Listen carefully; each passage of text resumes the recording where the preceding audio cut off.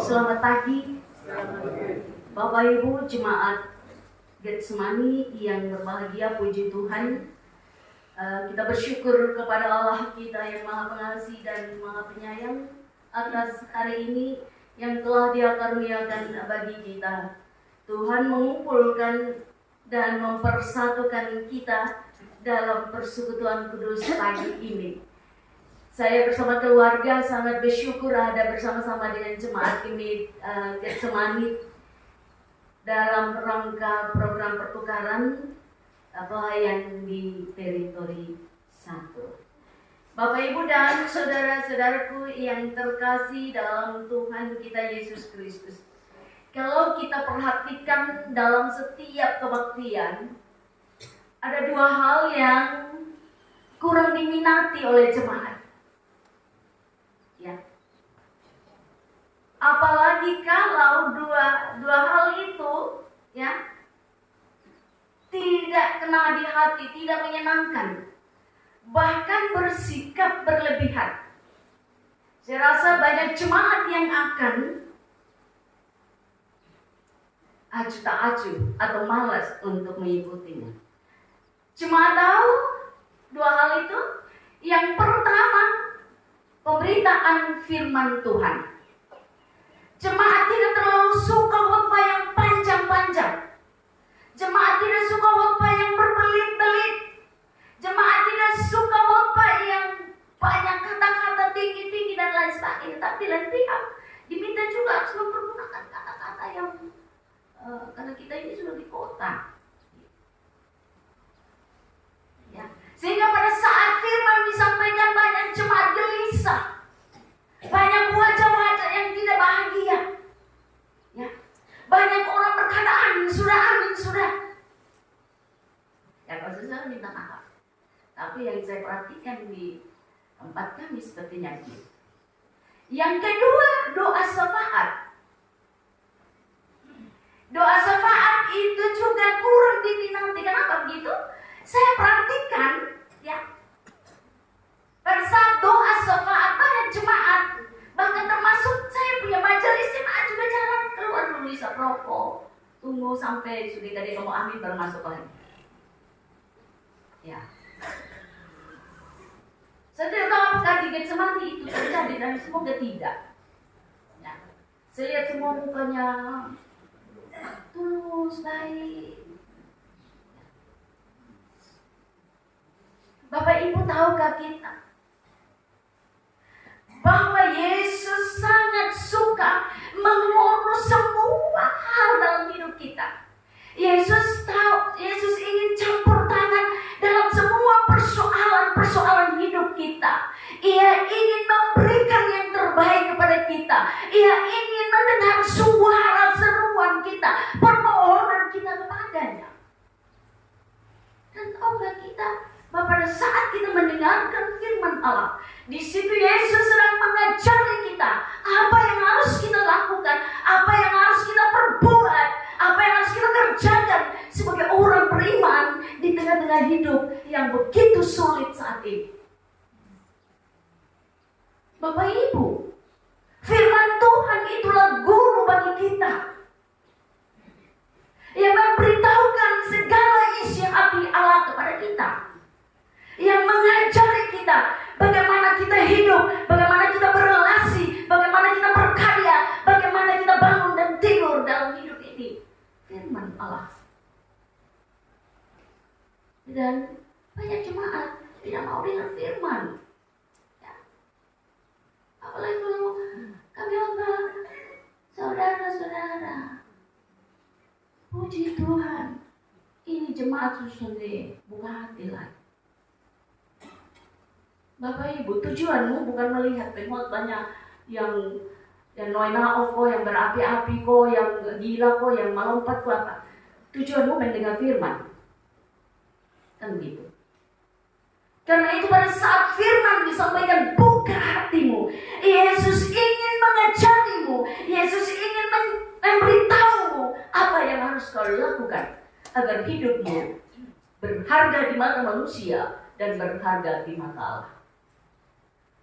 Doa, ya, itu pendoa itu dia mau doa ya berjam-jam, kau juga arahkan hatimu kepada Tuhan. Pikiranmu harus berpusat pada Tuhan. Jangan melayang kiri kanan. Ingat nih sebentar nih mau ucap 10 nih pakai baju apa? Ya. Ini tahu ini bak tua ini dia sudah ke gereja mandi sumati kok belum nih. Dan lain sebagainya. Akhirnya kita lelah dan bosan. Lalu kita beli doa apa ini? Padahal berdoa Bapak Ibu satu-satunya juga alat untuk kita bertemu secara khusus dengan Tuhan, menumpahkan semua penderitaan hidup, semua kebahagiaan kita, semua harapan hidup kita, semua yang kita inginkan di dalam dunia ini. Karena semuanya jadi hanya karena Tuhan berkenan. Dan saudara akan menerimanya melalui doamu yang sungguh-sungguh kepada Tuhan. Jadi kalau berita firman dan syafaat jemaat mulai cari kelegaan sedikit dan mulai menusuk kiri kanan dan jalan keluar atau cari kesenangan sendiri, itu masalah. Itu ada masalah di kita. Baik, itu pengantar saja Bapak Ibu dan Saudara, karena saya belajar dari Tuhan Yesus. Ya, Tuhan Yesus dalam setiap kesempatan hidup manusia dia memperhatikan bagaimana manusia itu hidup, berlaku dan berbuat. Bagaimana dia berelasi. Mulai dia bangun tidur sampai dia tidur lagi. Mulai dia undang orang ke pesta sampai pesta itu selesai dan kapan bikin pesta lagi. Tuhan Yesus mengajari. Karena itu kita juga harus belajar dalam hidup ini. Belajar segala hal. Memperhatikan segala sesuatu. Saya harus selalu lihat jam ya. Karena di sini sekitar jam 8 gereja kedua. Dan kadang-kadang saya lupa jam. Bapak Ibu, khotbah kita pembacaan firman Tuhan dari 2 perikop yang dibacakan dengan sangat baik oleh hamba Tuhan tadi. Bertema, tema ini diberikan oleh Sinode. Kerendahan hati karena dituntun oleh Roh Kudus. Ya. Kerendahan hati karena dituntun Roh Kudus. Itu tema yang diberikan. Bicara tentang rendah hati, siapa yang sampai tahu rendah hati? Semua tahu? Semangat memang masih pagi, tapi semangat dalam Tuhan tuh boleh loyo-loyo, nanti iblis senang. Lihat kita loyo-loyo dia senang. Mati kau kalau lu yang begini lu habis, dan iblis bilang. Bapak Ibu dan saudara-saudara, kita tahu rendah hati, tahu? Tahu. Bagaimana itu rendah hati? Ya? Lawan dari rendah hati? Tinggi hati. Iya. Tinggi hati, sombong. Tahu itu tinggi hati dan sombong? Tahu? Nah, dia seperti apa? Ya? Ngomong terus sedikit. Oleh tiga hati itu Oma bilang orang yang berbuat jahat terhadap sesama. Ya, karena dia sombong. Ya, dia selalu bak-falek dengan orang lain. Tahu bak-falek kok? Saya minta maaf, saya pendeta dari kampung, jadi saya campur-campur sedikit aja kita membahas hari-hari. Saya baru hari ini di Getsemani dan tadi saya gugup setengah mati dari mata. Bapak Ibu dan saudara-saudara, nats pembimbing kita pagi ini ya mengatakan demikian. Tinggi hati mendahului kehancuran, tetapi kerendahan hati mendahului kehormatan. Siapa yang suka dihormati di sini? Ya dalam tanda positif ya, bukan cari hormat, cari makan puji, bukan itu maksud saya. Semua tidak suka. Suka. Ya, kita suka untuk kita diberi penghargaan. Pada saat kita mampu melakukan sesuatu yang baik, pada saat melakukan karya-karya yang positif, ya. Kita berhasil dalam semua yang kita lakukan. Kita tidak salah memang untuk mendapatkan penghormatan, diberi penghargaan, diberi pujian. Saya kira itu tidak salah. Ya, tidak salah. Namun Alkitab mengingatkan, barang siapa yang menginginkan kehormatan dan dihormati, salah satu kuncinya adalah apa? Rendah hati. Rendah hati. Harus rendah hati. Supaya dihormati. Dihormati oleh manusia dan dihormati oleh Tuhan. Itu paling penting. Kalau sampai bubar di gereja pulang sudah susah-susah duduk atau segala macam kasih menyala lilin ke orang-orang kerja. Tapi supaya kita dihormati oleh Allah, maka di dalam kehidupan kita Bapak Ibu dan saudara-saudara, kita harus rendah hati. Rendah hati menjadi alat yang diberikan Tuhan kepada kita, agar kita dapat menikmati kebaikan Tuhan dan kehormatan dari dunia ini. Rendah hati gampang, sangat mudah dibicarakan. Amin kok? Semua orang tahu rendah hati, dan semua jemaat tidak tahu rendah hati. Nah. Tapi apa yang sulit Bapak Ibu dan saudara-saudara? Melakukannya, puji Tuhan. Sangat sulit.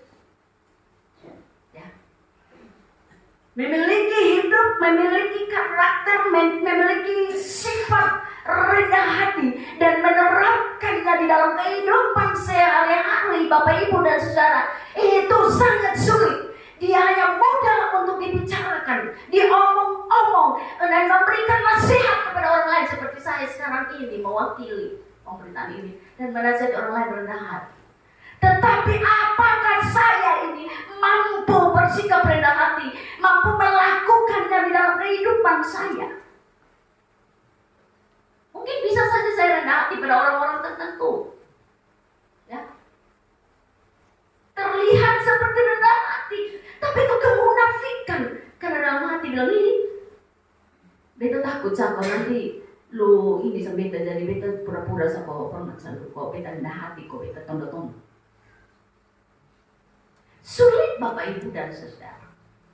Jangan anggap bahwa itu sesuatu yang sederhana dan membumi menjadi bagian dari hidup kita. Dari kita lahir sampai kita mati dan kita bilang itu gampang, itu sederhana, tidak.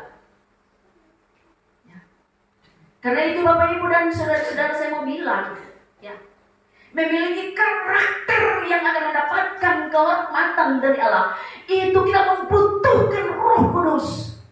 Membutuhkan tuntunan dan kuasa Roh Kudus untuk menolong kita hidup sesuai dengan apa yang Tuhan inginkan. Tidak bisa tidak tanpa Roh Kudus, ya. Mungkin saudara nanti, ya, dan sebagainya. Tapi itu munafik, omong kosong. Itu orang dia lain di muka, lain di belakang. Semua kemampuan kita, ya, untuk hidup sesuai dengan kehendak Tuhan, itu hanya karena Roh Kudus. Tanpa Roh Kudus, kita tidak akan mampu. Kita tidak akan bisa untuk melakukan segala sesuatu. Bapak Ibu, dalam persiapan kami sebelum kami bertukar pelayan, kami ada PA tentang pembacaan dan tema hari ini. Dan dalam PA itu, ya, disampaikan begini: rendah hati adalah kemampuan untuk mengenali diri sendiri dan posisi diri kita secara tepat, baik di mata Allah maupun di mata sesama manusia. Ya, kemampuan untuk mengenal diri. Sapa beta ini, ya. Dan beta harus bagaimana? Mengenal diri menolong kita untuk mampu menempatkan diri dengan baik. Dan itu yang dikritik Tuhan Yesus dalam perikop yang pertama. Pada saat Tuhan Yesus menghadiri pesta makan, jamuan makan, memang di Yahudi kuno, budaya Yahudi kuno, Bapak Ibu dan Saudara, pesta jamuan makan itu adalah perintah untuk mengadakan jamuan makan. Ya, setelah anak-anak disunat, pesta pernikahan atau perkabungan, atau setelah anak-anak menyelesaikan Talmudnya, membaca Talmud, dan banyak lagi seperti kita juga. Dan pada saat itu, ini karena seorang petinggi yang bikin pesta, ya. Seorang ahli Taurat, Alkitab bilang di rumah seorang Farisi, dan dia seorang ahli Taurat, tentu dia adalah seorang petinggi, bukan orang biasa. Dia mengadakan pesta, dan yang pasti Bapak Ibu dan Saudara, yang diundang juga orang-orang yang selevel dan di atas level dia. Ya kan? Kalau wakil bupati bikin pesta, terus dia undang yang sejajar dengan dia, dan di atas dia mungkin ada Pak Bupati, atau ada gubernur atau wakil gubernur atau siapalah yang lebih tinggi dan lain sebagainya. Dan juga bahwa dalam pesta jamuan Yahudi kuno, Bapak Ibu dan Saudara, semua diatur dengan baik, mulai dari menu dan tempat duduk. Ya, ada aturan bahwa orang-orang yang dipandang tinggi derajatnya dan sangat dihormati, sangat karib, sangat dekat dengan tuan pesta, duduknya di sebelah kanan dan dekat-dekat dengan tempat si tuan pesta. Semakin jauh tempatnya, dan bahkan kalau ada di sebelah kiri, dan semakin jauh berarti kedudukan orang itu ya tidak terlalu karib lah dengan tuan rumah, dan tentu tidak tinggi derajatnya, dan mungkin dia dari golongan bagian yang mana. Dan Yesus memperhatikan, ya. Yesus memperhatikan apa yang terjadi saat itu. Yesus juga diundang, Bapak Ibu, karena pada saat itu Yesus sedang punya pengaruh. Banyak orang mengeluh-elukan dia, banyak pengikutnya, banyak orang mendengarkan dia dan takjub akan segala yang dia lakukan. Tuan pesta ini juga mengundang Yesus. Dan Yesus mulai memperhatikan. Ya. Yesus mulai memperhatikan apa yang terjadi di pesta itu. Orang-orang yang berderajat tinggi, orang-orang yang punya pangkat tinggi itu, Bapak Ibu dan Saudara, mulai memperebutkan dan menduduki tempat-tempat yang paling terhormat. Dan mungkin saat itu terjadi comelan. Ada yang puas dan ada yang tidak puas dengan tempat duduknya. Ya, tapi Bapak Ibu, tahukah saudara-saudara, bahwa orang Yahudi kuno, terutama orang Farisi, itu datang ke pesta bukan hanya semata untuk menghadiri pesta itu dan menghargai undangan seperti kita. Tapi sudah menghargai undangan ini. Sampai kalau bilang apa sama Tom? Nah, kalau ketemu begitu tak? Betul kok? Nah. Tapi orang Farisi, Bapak Ibu dan saudara-saudara, mereka hadir, mereka datang ke pesta itu, ya, hanyalah untuk menunjukkan pada saat mereka ada di tempat duduk yang paling terhormat, sebenarnya mereka ingin menunjukkan diri mereka itu siapa. Mereka ingin pamer. Dan hebatnya lagi, setiap tempat duduk disesuaikan juga dengan menu-menunya, menu berbeda. Jadi orang yang duduk di tempat yang paling terhormat itu begitu bangga, ya. Ia merasa bahwa dia paling hebat sudah. Ia paling dihormati, paling tinggi sudah dibandingkan dengan orang lain, dan itu menunjukkan prestise yang luar biasa. apa yang ada di balik itu? Motivasi. Motivasi yang buruk untuk menampilkan diri, ya, untuk pamer dan dikritik oleh Tuhan. Ya. Karena menurut Tuhan Yesus, kita semua sama di hadapan Tuhan. Kita semua berharga di mata Tuhan. Ya. Karena itu kita tidak perlu berlaku seperti itu. Bapak, Ibu, dan saudara-saudaraku, yang kedua, Yesus menasihati tuan pesta agar di lain waktu kalau ia mengadakan perjamuan makan lagi, maka sebaiknya ia jangan mengundang orang-orang seperti ini lagi, tapi mengundang orang-orang yang tadi susah itu, yang dibaca dalam Alkitab. Orang yang cacat, orang yang buta, orang miskin, orang lumpuh, dan lain sebagainya. Mereka lah yang harus diundang. Ya. Mereka lah yang harus diundang untuk hadir dalam pesta jamuan makan. Nah, pesta jamuan makan dilakukan untuk memberi makan pada orang lain. Dan yang paling membutuhkan makanan itu adalah orang-orang miskin itu. Orang-orang yang miskin, lapar, buta, cacat, dan bahkan tidak mampu untuk membiayai hidupnya sendiri setiap hari. Mereka lah yang harus engkau undang untuk menikmati makanan dan minuman yang luar biasa ini. Kalau undang orang-orang yang berpunya, orang-orang kaya ini, mereka tidak terlalu peduli dengan makanan minuman di dalam rumah banyak, akan lebih enak lagi. Ya. Sama dengan kita toh, makanan sudah enak-enak, sudah duduk di hotel bagus-bagus, sudah dilayani makan, mulai makanan untuk berbeda. Nah, kita mulai kritik. Saya kira kalau undang orang-orang yang susah-susah, miskin-miskin, saat mengomel, nilai tadi itu beruntung, puji Tuhan dapat dekat. Soto angin dan mana tadi undang kopi makan gratis, makanlah di hotel, makan enak. Iya, mensyukuri apa yang dirasakan dibanding orang-orang yang tadi itu. Ya, itu artinya itu yang Tuhan Yesus sampaikan kepada orang-orang, kepada tuan pesta. Yang kedua, Bapak, Ibu, dan saudara, Yesus tidak ingin mengganggu relasi. Ya. Pada saat Tuhan Yesus bilang, kau juga harus undang orang-orang yang miskin, orang-orang rendah hati, orang-orang yang cacat, orang-orang yang seperti ini dan seperti itu.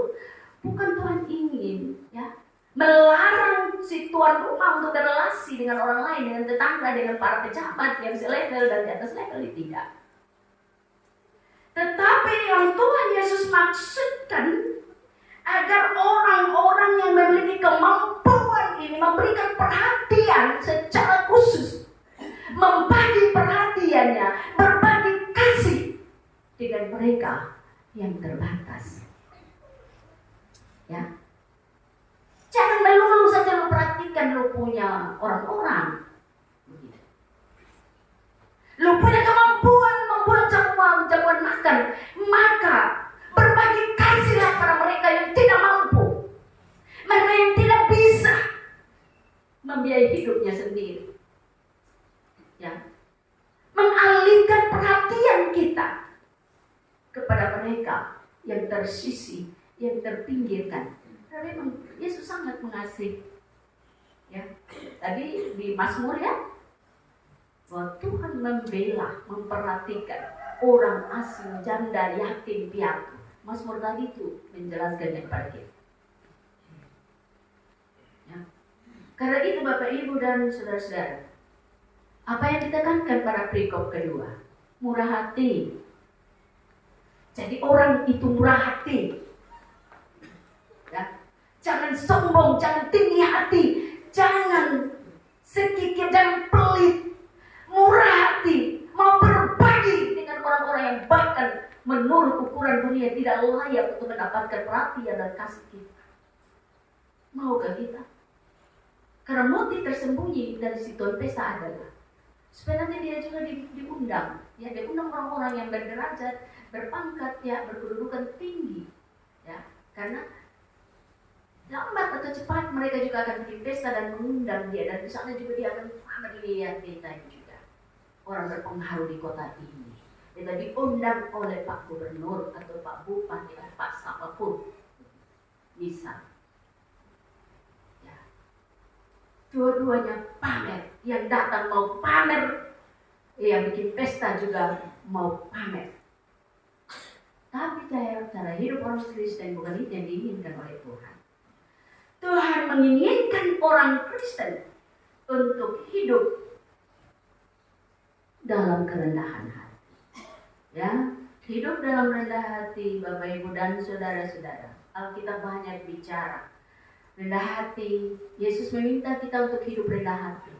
Dia bukan perintah saja, tapi itu menjadi Yesus sudah melakukannya.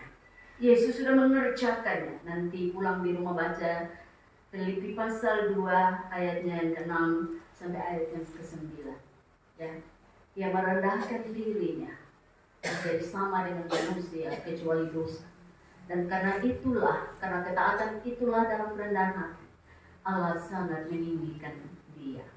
Ya. Yang kedua, Bapak Ibu dan saudara-saudara, rendah hati bukan pilihan, tapi dia harus menjadi karakter orang Kristen. Mau jadi anak Tuhan, mau diselamatkan, maka ini harus menjadi karakter hidup kita, menjadi sifat yang melekat.